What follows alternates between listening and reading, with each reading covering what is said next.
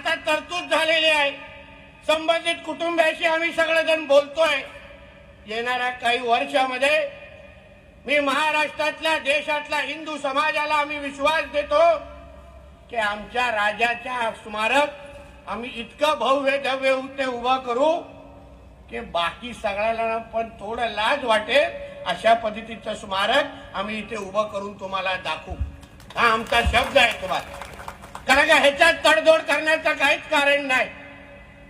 कारण का ज्या राजामुळे आज आपण हिंदू म्हणून स्वतःची ओळख सांगतो, हिंदू आमचं आडनाव सांगू शकतो, त्या राजाने जे आमच्यासाठी बलिदान दिलं त्या राजासाठी अगर आम्ही स्मारक उभं करू शकलो नाही तर आम्ही स्वतःला हिंदू म्हणून घ्यायचा का, हा खरं म्हणलं तर मुळात प्रश्न आहे.